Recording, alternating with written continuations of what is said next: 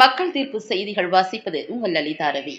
தமிழகத்தில் இந்துக்களுக்காகவும் இந்து சமுதாயத்திற்காகவும் ஓய்வில்லா உழைப்பாளியாக போராடி வரும் இந்துக்களின் போர் படை தளபதியும் சக்தி சேனா இந்து அமைப்பின் நிறுவன தலைவருமான திரு அன்புமாரி அவர்கள் மக்கள் தீர்ப்பு செய்திகளுக்கு சிறப்பு பேட்டி அளித்தார்.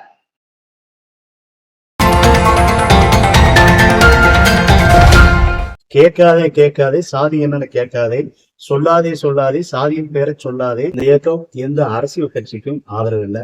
வங்க தேசத்திலிருந்து நம்ம தமிழகத்துக்கு வர வேண்டிய அவசியம் என்ன?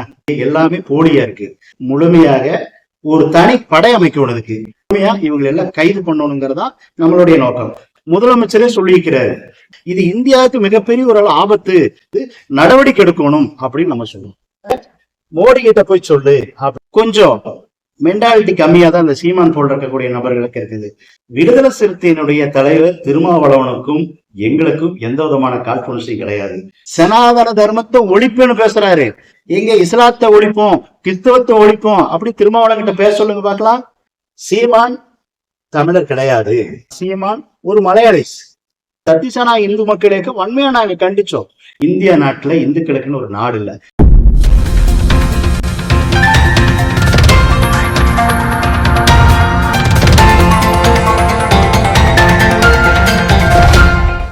மக்கள் தீர்ப்பு நேயர்களுக்கு வணக்கம். இன்று தமிழகத்தில் சிறப்பாக செயல்பட்டு வரும் சக்தி சேனா அமைப்பு நிறுவன தலைவர் திரு அன்புமாரி அவர்களின் இல்லத்தில் சந்திக்க வந்ததில் மகிழ்ச்சி. சார் வணக்கம். சார், இன்னைக்கு உங்க இல்லத்துல நாங்க சந்திக்க வந்திருக்கிறேன். நீங்க யாரு, என்ன நீங்க சொல்லுங்க சார்.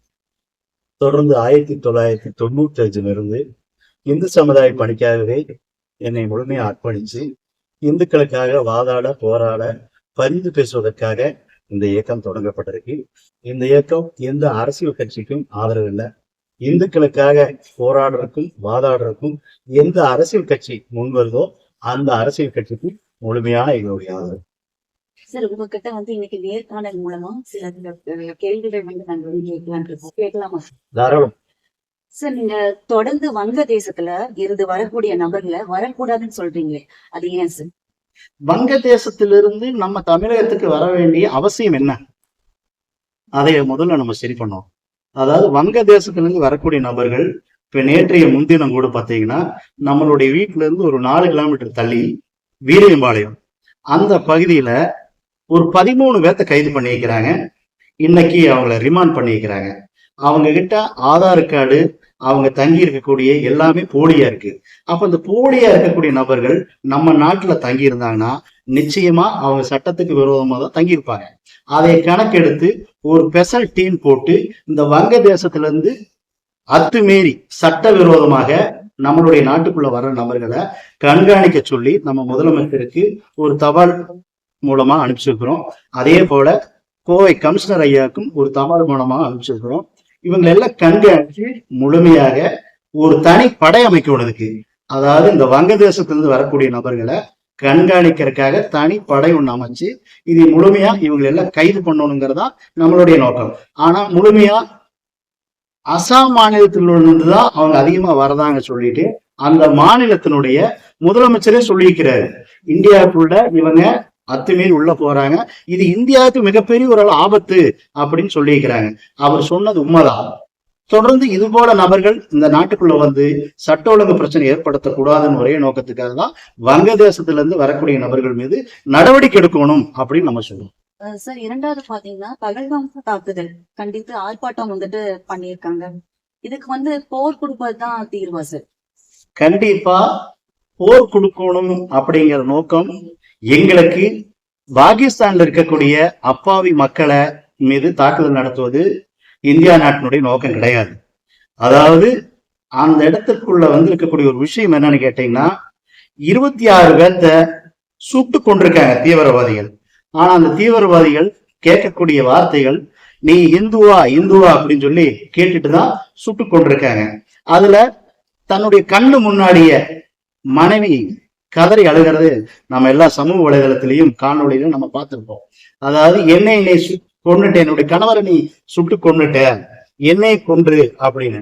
அதற்கு அந்த தீவிரவாதி சொன்னக்கூடிய கருத்து என்னன்னு கேட்டீங்கன்னா, உன்னை நான் கொல்ல மாட்டேன், இங்க என்ன நடந்தது அப்படின்னு நாடு முழுவதும் போய் சொல்லு, குறிப்பாக மோடி கிட்ட போய் சொல்லு அப்படின்னு சொல்லியிருக்கிறாங்க.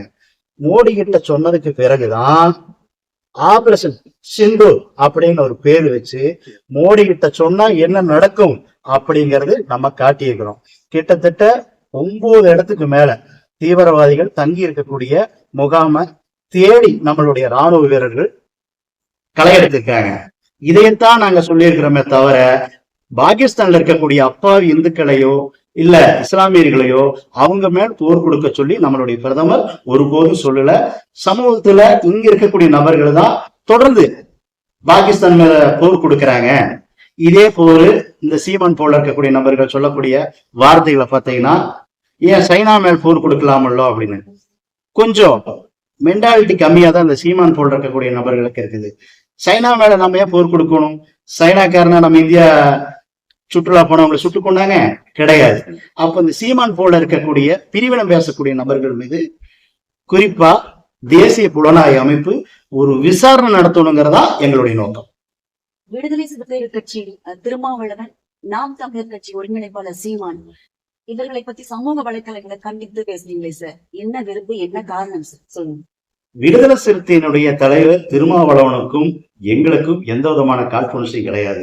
அதே போல நாம் தமிழர் கட்சியினுடைய ஒருங்கிணைப்பாளர் சீமான் அவருக்கும் எங்களுக்கு எந்த விதமான காழ்ப்புணர்ச்சியும் கிடையாது. ஆனா சில செய்திகள் அவங்க பரப்பக்கூடிய செய்திகளை நாங்க கண்டிக்கிறோம்.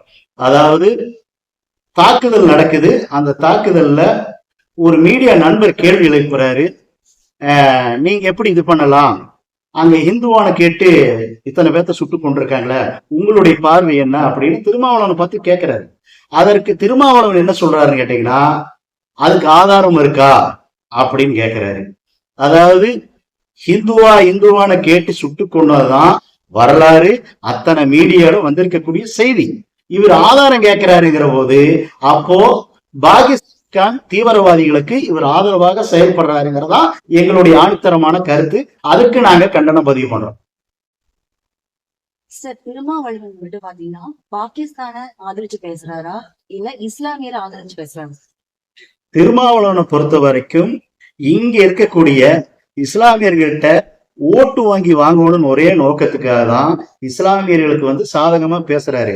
அதாவது மாறி மாறி கிட்டத்தட்ட பாத்தீங்கன்னா 50 வருஷம் 60 வருஷம் இருக்கக்கூடிய அரசியல் கட்சிகள் தொடர்ந்து, அது எந்த அரசியல் கட்சிகளா இருந்தாலும் சரி, இஸ்லாமியரோட ஓட்டு வங்கியை வச்சுதான் இவங்களுடைய அரசியல் பிளப்பு நடக்குது. திருமாவளவன் மீது நாங்க வைக்கிற குற்றச்சாட்டு என்னன்னு கேட்டீங்கன்னா, முழுமையா அவர் சொல்லக்கூடிய வார்த்தைகள்லாம் இந்து மதத்துக்கு எதிராக தான் அவர் பேசுறாரு. சனாதன தர்மத்தை ஒழிப்புன்னு பேசுறாரு. எங்க இஸ்லாத்தை ஒழிப்போம், கிறிஸ்தவத்தை ஒழிப்போம் அப்படி திருமாவளவன் கிட்ட பேச சொல்லுங்க பார்க்கலாம், பேச முடியாது. அப்போ ஒரு மதத்துக்கு மட்டும் அவர் வெளிசாயம் போடுறாரு. தலித்துங்கிற மக்களை வச்சு அரசியல் படப்பு நடத்துகின்ற ஒரே நபர் திருமாவளவன் மட்டும்தான். சார், இப்ப திருமாவளவன் பாத்தீங்கன்னா ஓட்டுக்காக சாயம் பூசிட்டு பேசுறாரு. திருமாவளவனை பொறுத்த வரைக்கும் தனி மெஜாரிட்டி எல்லாம் ஒண்ணுமே கிடையாதுங்க. அதாவது அவருடைய ஒரே நோக்கம் பாரதிய ஜனதா கட்சி எதுக்கணும், RSS எதுக்கணும், இந்து அமைப்புகள் எதுக்கணும். இதுதான் ஏதோ ஒரு கட்சி கூட அதிமுக, அதிமுக இது போல கட்சிகளோட தான் அவர் சேர்ந்து அரசியல் பண்ண முடியுமே தவிர தனிப்பட்ட முறையில திருமாவளவனுக்குன்னு ஒண்ணுமே கிடையாது. ஆனா அதே நேரத்துல தலித்து அப்படின்னு சொல்லக்கூடிய, நாங்க தலித்துங்கிற வார்த்தையை நாங்க பயன்படுத்துறது இல்லை. ஏன்னா எங்க இயக்கத்தை பொறுத்த வரைக்கும் எல்லா சமூகமும் ஒன்னா இருக்கணுங்கிறதா எங்களுடைய நோக்கம். ஆனா அந்த மக்களை வச்சு அரசியல் பண்ணக்கூடிய ஒரு நபர் தான் திருமாவளவன். சார், திருமாவளவனை பத்தி சொன்னீங்க. அடுத்து பாத்தீங்கன்னா நாம் தமிழர் கட்சி சீமான் அவர்களை பத்தியும் நீங்க சமூக வலைதளங்கள்ல கண்டித்து நீங்க பேசுறீங்க சார், அது என்ன காரணம்? சீமானை பொறுத்த வரைக்கும் அவர் நாம் தமிழர் கட்சி அப்படின்னு சொல்லி ஒரு அரசியல் கட்சி வச்சுக்கிறாரு. முழுக்க முழுக்க தமிழர்கள் தான் அதில் இருக்க முடியும் அப்படின்னு ஒரு கோரிக்கை வச்சுக்கிறாரு. சீமான் தமிழர் கிடையாது. சீமானை பொறுத்த வரைக்கும் இனம் மொழியை பத்தி நாங்க பேச மாட்டோம். ஆனா சீமான் ஒரு மலையாளி, அவர் ஒரு கிறிஸ்தவர். முழுக்க முழுக்க ஹிந்துங்கிற உணர்வு வந்துடக்கூடாதுன்னு ஒரே நோக்கத்துக்காக தான் அவர் நாம் தமிழர் சொல்லி நம்மளுடைய மக்களை பிளவுபடுத்தி பார்க்கிறாரு. அதே போல அவர் சொல்லியிருக்கக்கூடிய கருத்துக்கள் எல்லாம் பாத்தீங்கன்னா அப்பட்டமான பொய்கள். 300 கிலோ ஆமக்கறி நான் சாப்பிட்டேன், எனக்கு அண்ணன் பிரபாகரன் தான் சமைச்சு கொடுத்தாரு அப்படிங்கிற மாதிரி எல்லாம் அவரோட போய் ஒரு போட்டோ எடுத்துக்கிறாரு. அதுதான் அவருடைய வரலாறு. அதை தமிழக மக்கள் மத்தியில அதை ஒளிபரப்பு பண்ணி இங்க இருக்கக்கூடிய குறைகளை வச்சு அவரால் இது பண்ண முடியாது. முழுக்க முழுக்க அண்ணன் இலங்கையில் இருக்கக்கூடிய பிரபாகரனை வச்சது மட்டும்தான் அவரோட அரசியல் பயணம் நடக்குதே தவிர சீமானுக்குன்னு ஒரு கோப்பும் கிடையாது, ஒரு கொள்கையும் கிடையாது. சார், கோவை பாஷா அவர்களுடைய இறுதி உருவெடுத்தது அனுமதி வழங்கக்கூடாதுன்னு சொல்லி கோரிக்கை வச்சீங்க சார், அது என்ன காரணம் சார்? கோவை பாஷாவை பொறுத்த வரைக்கும் இவர் இந்த நாட்டுல சுதந்திரம் வாங்கி கொடுத்த போராளி அல்ல. இவர் 1998ஆம் ஆண்டு கிட்டத்தட்ட ஒரு 11 இடத்துக்கு மேல குண்டு வச்ச ஒரு நபர். கிட்டத்தட்ட 58 அப்பாவி இறந்தாங்க. 200க்கும் மேற்பட்ட நபர்கள் கையால் இழந்து வாழ்றாங்க. அல்லுமா அப்படிங்கிற ஒரு இயக்கத்தை நடத்தின ஒரு தலைவர் தான் கோவை பாஷா. இந்த பாஷாவுடைய வரலாறு 1947ல இந்த இந்தியா நாட்டு சுதந்திரத்துக்காக போராடிய தியாகி போல அந்த பாஷானுடைய ஊர்வலத்துக்கு அனுமதி வேணும் அப்படின்னு கேக்குறாங்க.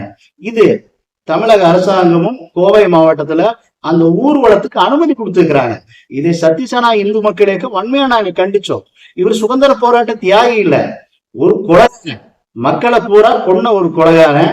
அந்த கொலைகாரனுடைய ஊர்வலத்தை நடத்தக்கூடாதுன்னு தான் நம்ம இது பண்ணோம். இதெல்லாம் பாத்தீங்கன்னா நம்ம தமிழ்நாட்டுல மட்டும்தான் இந்த மாதிரி கொலைகாரன், கொள்ளைக்காரன், இந்த போர்த்தொண்டி இவங்களுக்கு எல்லாம் ஊர்வலம் நடத்துவாங்க. மற்ற மாநிலத்துல எல்லாம் இது போல எல்லாம் நடத்த மாட்டாங்க, ஏத்துக்க மாட்டாங்க. கோவை பாஷாவுடைய வரலாறு நீங்க எப்படி எல்லாத்துக்கும் சொல்லுவீங்க? நிறைய இஸ்லாமியர் மக்கள் வேடிக்கை பாக்குறாங்க, சமூகத்துல எல்லா சமுதாய மக்களும் அந்த ஊர்வலத்தை பாக்குறாங்க. அந்த ஊர்வலத்துல பாத்தீங்கன்னா கிட்டத்தட்ட 5000த்துக்கும் மேற்பட்ட நபர்கள் அந்த ஊர்வலத்துல கலந்தாங்க. வேடிக்கை பாக்குற மக்கள் என்ன நினைச்சிருக்காங்க, யாரோ ஒரு தலைவர் இறந்துருக்கிறாரு, அந்த தலைவருக்கு இவ்வளவு பெரிய வரவேற்பு கொடுத்துருக்காங்க தமிழக அரசாங்கமும் காவல்துறையும் அப்படின்னு சொல்லி அவங்களுடைய மனசுல அது ஆணித்தரமா பதிஞ்சிடும். அதனாலதான் அந்த ஊர்வலத்தை நாங்க இது பண்ண சொன்னோம். அவர் இந்த தேசத்தினுடைய விடுதலைக்காக போராடின ஒரு தலைவர் கிடையாது. முழுக்க முழுக்க இந்த தேசத்தை கைப்பற்றணும்னு நினைச்சு இந்த தேசத்தில் இருக்கக்கூடிய இஸ்லாமியர்களுடைய பாதுகாவலன் நான் தான் அப்படின்னு சொல்லி களத்துல இறங்கி விளையாடி மக்களை பூரா கொன்ன ஒரு கொலைகாரம் தான் கோவை பாஷா. அந்த அல்லுமா இயக்கங்கிறது தடை செய்யப்பட்ட ஒரு அமைப்பு. அந்த தடை செய்யப்பட்ட அமைப்புக்கு இவ்வளவு முக்கியத்துவம் கொடுத்து அந்த பாஷாவோட ஊர்வலத்தை நடத்த வேண்டிய அவசியமே கிடையாது. சார், அடுத்தது பாத்தீங்கன்னா வப்பு திருத்த மசோதாவை கண்டித்து நிறைய பேர் போராட்டம் பண்ணிருக்காங்க சார். இப்போ சக்தி சேனா அமைப்புங்கிறது என்ன பண்ணுனாங்க சார்? வப்பு திருத்த மசோதாவை பொறுத்த வரைக்கும் மாநிலங்கள்ல நிறைவேற்றின ஒரு விஷயம். நிறைய பேர் எல்லாம் போராடல. அதாவது இஸ்லாமியரோட ஓட்டு வங்கிக்காக சில அரசியல்வாதிக இஸ்லாமிய மக்களை தூண்டி விட்டுட்டு தான் இந்த போராட்டம் நடக்குது. அதாவது முழுக்க முழுக்க வப்பு திருத்த மசோதா பொறுத்த வரைக்கும் இவங்க சொல்லக்கூடிய வார்த்தைகள் பிரதமரை கண்டிக்கிறோம், மத்திய அரசை கண்டிக்கிறோம், கண்டிச்சு போராட்டம் பண்றோம் அப்படின்னு சொல்றாங்க. அதாவது மாநிலங்களையும் இதுல எல்லாம் உறுப்பினர்கள் நிறைய பேர் வாக்களிச்சதுக்கு பிறகுதான் அந்த தீர்மானம் நிறைவேற்றப்பட்டது. அதுல யாருக்கு எந்த பாதிப்பும் கிடையாது. இன்னைக்கு முழுக்க முழுக்க போற போக்குல நீங்க வப்பு சொத்து எங்களுக்கு தான் சொந்தம் அப்படின்னு நிறைய பேர் சொல்லிட்டு இருக்கிறாங்க. அதுக்கெல்லாம் ஒரு முற்றுப்புள்ளி வைக்கணும்னு சொல்லி இதுல என்னென்ன நன்மை இருக்குது, இதுல என்னென்ன தீமை இருக்குன்னு சொல்லி முழுமையா ஆராய்ச்சி பண்ணதுக்கு பிறகுதான் இந்த சட்டம் நிறைவேற்றப்பட்டிருக்கு. இந்த சட்டத்து மூலமாக ஆர்ப்பாட்டம் இது போல விஷயங்களை பண்ணி சமுதாயத்துல ஒரு சட்ட ஒழுங்கு பிரச்சனை ஏற்படுத்தணும்னு சொல்லிதான் சில நபர்கள் போராடுறாங்க. இவங்க அத்தனை பேரையும் இரும்பு கரங்கள் போட்டு ஒடுக்கணுங்கிறது இந்த நாட்டுல பதிவு செய்யறேன். சார், சக்தி சேனா அமைப்பின் கொள்கை என்ன, கோட்பாடு என்ன சார்? இதை பத்தி என்ன சொல்லுங்க? சத்திசேனா இந்து மக்கள் இயக்கம் நம்ம தொடங்கப்பட்டதனுடைய நோக்கம் இந்துக்களுக்காக வாதாட, போராட, பரிந்து பேசுவதற்காக. இன்னைக்கு நிறைய அமைப்புகள் இருக்கு, அந்த வரிசையில தான் நம்மளுடைய அமைப்பும் இருக்கு. எங்களுடைய முழுமையான நோக்கம் ஆலயங்கள் காக்கப்பட வேணும், பசுமாடுகள் காக்கப்பட வேணும். இந்துக்களுக்கு அநீதி நடக்குது, அந்த இந்துக்களுக்கு நடக்குகின்ற அநீதித்தை தட்டி கேட்கணும். இப்ப இஸ்லாமியர்களுக்குன்னு பல நாடு இருக்கு, அதே போல கிறிஸ்துவர்களுக்குன்னு பல நாடு இருக்கு.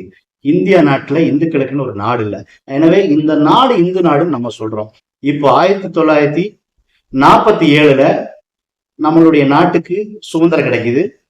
அன்னைக்கு இருக்கக்கூடிய தலைவர்கள்லாம் சேர்ந்து ஒண்ணு சேர்ந்து முகமது ஜின்னா, காங்கிரஸ் கட்சியில் இருக்கக்கூடிய நபர்கள்லாம் ஒண்ணு சேர்ந்து இந்தியா நாட்டினர ஒரு அங்கத்தை வெட்டி பிளந்து பாகிஸ்தானா அறிவிக்கிறாங்க. அதாவது அன்னைக்கு அவங்க சொல்லும் போது என்ன சொன்னாங்கன்னா, இந்துக்களோடு சேர்ந்து இஸ்லாமியர்கள் வந்து வாழ முடியாது, அதனால இஸ்லாமியர்களுக்கு ஒரு நாடு கொடுத்துடலாம் அப்படின்னு சொல்லி அன்னைக்கு இருந்த காங்கிரஸ் கட்சி தலைவர்கள்லாம் ஒண்ணு சேர்ந்து இஸ்லாமியருக்கு ஒரு நாடு கொடுத்தாங்க. அப்போ வெறும் 20% இருக்கக்கூடிய இஸ்லாமியர்களுக்கு பாகிஸ்தானா ஒரு நாடு கொடுக்கிற போது 80% இருக்கக்கூடிய இந்துக்களுக்கு இந்தியா நாடு இந்துக்களுக்கு சொந்தம் அப்படின்னு சொல்லி இருந்தாங்கன்னா இன்னைக்கு மதத்தை வச்சு யாராவது அரசு பண்ணுவாங்களா? பண்ண மாட்டாங்க. ஆனா அன்னைக்கெல்லாம் விட்டுட்டு இன்னைக்கு முழுக்க முழுக்க இவங்க மதத்தை வச்சு அரசியல் பண்றாங்க அப்படின்னு சொல்லி ஒரு சாயத்தை எங்க மேல பூசுறாங்க. அது ஒருபோதும் உண்மையில முழுக்க முழுக்க இந்தியா நாட்டுல கிறிஸ்தவர்களுக்கும் இஸ்லாமியர்களுக்கும் முழு சுதந்திரம் உண்டு. அது இந்தியா நாட்டுல மட்டும்தான் இருக்குங்கிறது மத்த மதத்தில் இருக்கிறவங்க புரிஞ்சுட்டாங்கன்னா வேலை முடிஞ்சது. ஆனா இந்துக்களுக்காக வாதாட போராட பரிந்து பேசுவதற்காக தான் இந்த இயக்கம் தொடங்கப்பட்டிருக்கு. முழுமையா இந்துக்களுக்காக என்ன வேணுமோ அதுக்காக குரல் கொடுக்கறதுக்கு தான் இந்த இயக்கம் தொடங்கியிருக்கு. மத்த அமைப்புகளுக்கு எல்லாத்துக்கும் ஒரு லீடர் இருக்காங்க. ஆனா இந்து மதத்துக்குன்னு ஒரு லீடர் கிடையாது. ஒரு புத்தகத்துக்குள்ள அடக்கி வைக்கிற மதம் நம்மளுடைய இந்து மதம் கிடையாது. சார், சக்தி சேனா அமைப்பின் முழக்கம் என்ன, அதோட கொள்கை என்ன, இதனோட சீக்கிரட் என்ன சார்? சீக்கிரட்ல இது ஒண்ணும் கிடையாதுங்க. அதாவது கேட்காதே சாதி என்னன்னு கேட்காதே, சொல்லாதே சாதியின் பேரை சொல்லாதே, நாமெல்லாம் இந்துக்கள், நமக்கு தேவை ஒற்றுமை. சாதியால பிரிஞ்சிருக்கக்கூடிய நம்மளுடைய தொப்புள் குருவி உறவுகளான இந்து சொந்தங்களை ஒருங்கிணைக்கிறது மட்டும்தான் எங்களுடைய தாரக மந்திரம். எங்களுடைய மக்கள் தீர்ப்பின் சேனல் சார்பாக நன்றியை தெரிவித்துக் கொள்கிறோம். உங்களுக்கும் உங்க மீடியாவுக்கும் என்னுடைய மனப்பூர்வம் வந்த வாழ்த்துக்களை பாராட்டுக்களை தெரிவித்துக் கொள்கிறேன். வந்தயமாகும். நன்றி. மக்கள் தீர்ப்பு செய்திகளுக்காக எக்ஸ்க்ளூசிவ் நேர்காணலுடன் சிறப்பு செய்தியாளர் அனிதா மற்றும் செய்தியாசிரியர் அதிரடி காளிதாஸ்.